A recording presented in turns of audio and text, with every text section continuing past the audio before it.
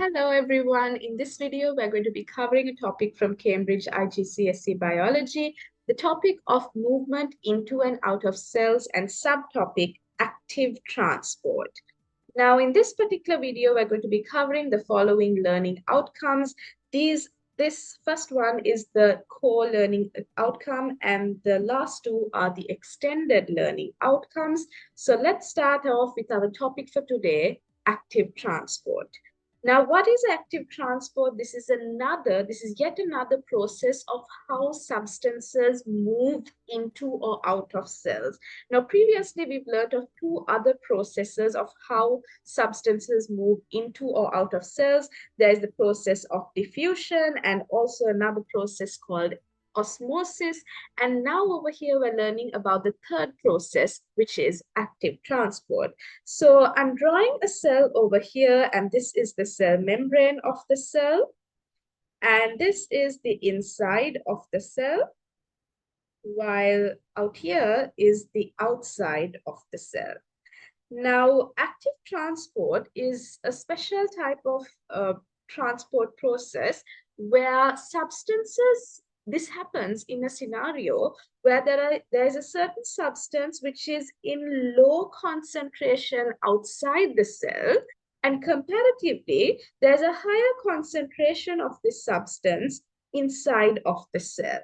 But even though there is only a little of these substances outside the cell still needs to take in these substances which are only present in small quantities. So even though it's present in small quantities, the cell still needs to take in these substances inside the cell. So how are these substances going to move from a region of lower concentration to a region of higher concentration? So I'm going to note that down. This is the region of lower concentration. Outside the cell is the region of lower concentration, while the inside of the cell is the region of higher concentration. Now, this is not something natural, right? Where substances move from a region of low concentration to the region of higher concentration. This is not something natural, and this is the movement of substances against their concentration gradient. So this is done through the process of active transport. And what active transport means is that the cell needs to actively do something to get these substances inside. The cell needs to utilize some of its energy and make these substances get inside of the cell. So that is what active transport is. And now let's take a look at the definition of active transport. So what is active transport? It is the movement of particles through a cell membrane from a region of lower concentration to a region of higher concentration by using up the energy from respiration. So this is the complete definition. Let's go through it again. It's how particles move from a region of lower concentration to a region of higher concentration while passing through the cell membrane by utilizing the energy of the cell that the cell has produced through respiration. And why is energy needed? Energy is needed because particles are being moved against a concentration gradient. And I'm going to underline this because this is a very important point. In active transport, particles are made to move against their concentration gradient. And to facilitate this is why energy has to be utilized by the cell. All right. So active transport takes place in many instances inside plants and animals. So in the case of animals, active transport takes place during the uptake of glucose by epithelial cells in the villi of the small intestines. So in our small intestines, after the food has been digested and broken down, the uptake of glucose by the epithelial cells is done through the process of active transport. And moreover, another example is where is the process of active transport by the kidney tubules in the nephron. So these are a few examples of active transport taking place in the bodies of animals. And if we take an example of active transport in plants, it is the uptake of ions from soil water by the root hair cells in plants. And this particular example, we're going to go through this in detail to get a proper understanding, a clear understanding of this process of active transport. All right. So the most important point here is the fact that active transport is the process where particles move from a lower concentration to a higher concentration against the concentration gradient. All right, so let's take a look at an example of where this takes place.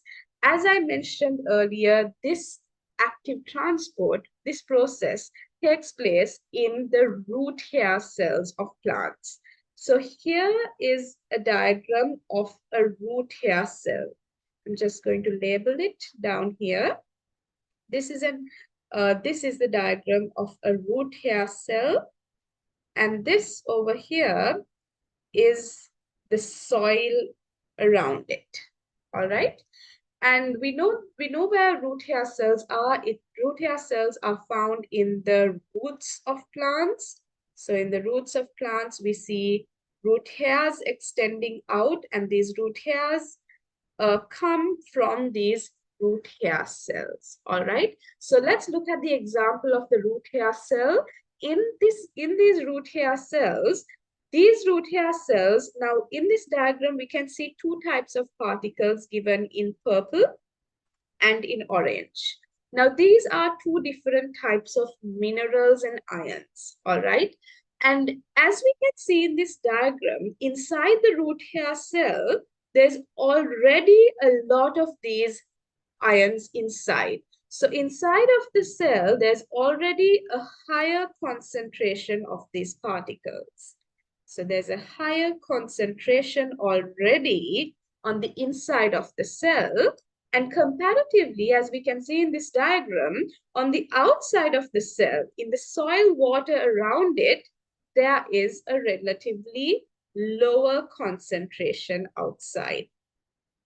And even though these minerals and ions are there in a lower concentration outside, still it is required for these minerals and ions to pass through the cell membrane and enter into the root hair cell. So the root hair cell requires more of these mineral ions. So they're trying to get them inside the cell. So this is not something natural where these substances have to move from a region of lower concentration to the region of higher concentration. So if the root hair cell wants this to happen, if the root hair cell wants to absorb these mineral ions, it's going to have to get these substances to move in through the process of active transport, which means this root hair cell is going to have to utilize some of its energy to get these substances to move from the region outside the cell to the region inside the cell. All right. So this is the example in plant root hairs where active transport is used to take up ions from the soil against their concentration gradient. And I'm going to underline that again because this is always the case for active transport. Substances need to move against their concentration gradient. So the concentration of minerals and ions in the soil is often much lower than in the plant cell. So that's exactly what I've mentioned over here. The concentration in the soil is lower, while the concentration inside the cell is higher. And as a result of this, active transport is needed to move these substances into the cell. And these substances are forced to move into the cell against the concentration gradient because these minerals and ions are critical for the growth and development of the plants, right? So this is one detailed example of how active transport takes place across through the plant root hair cells.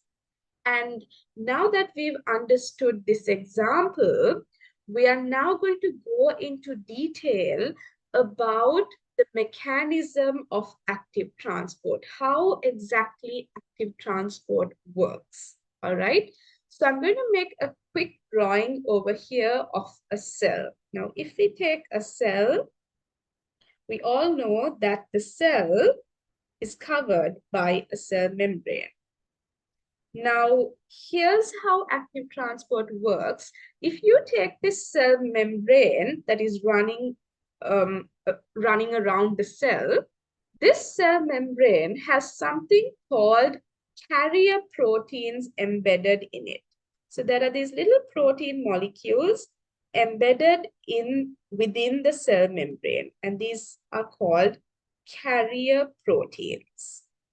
All right. You can see this given in this diagram over here as well. So these ones given in blue are the carrier proteins. All right. So this over here is the carrier protein. All right.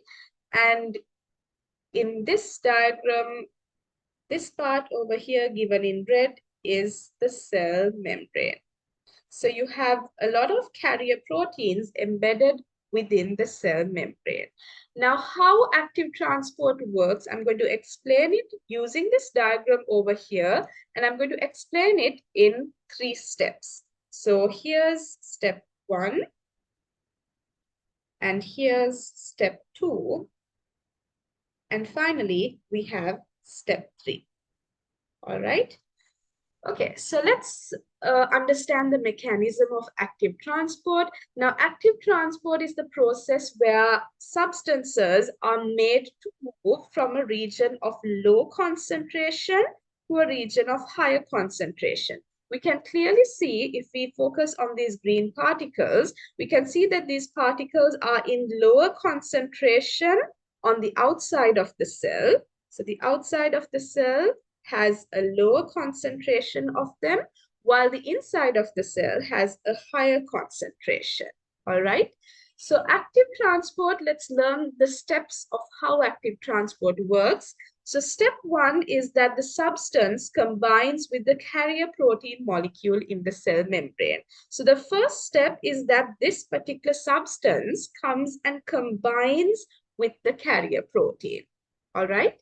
And step 2 is where the carrier protein changes its shape. Now you can see in this second picture that the carrier protein has changed its original shape, and by changing its shape, it's allowing the substance to move through the cell membrane. By changing its shape, the substance is also made to move inside. And finally, step 3 is where the substance is released into the cell. After the shape of the carrier protein is completely changed, the substance automatically gets released into the cell. So this is the process and mechanism of active transport.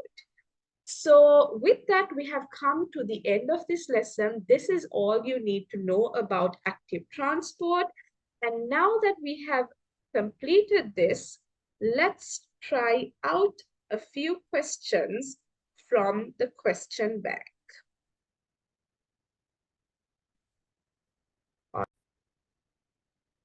All right, so here's our question.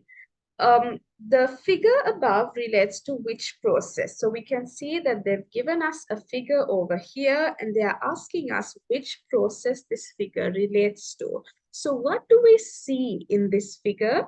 We can see that there is a carrier protein molecule, and we see that there is this particular substance that is coming and combining with this carrier protein molecule.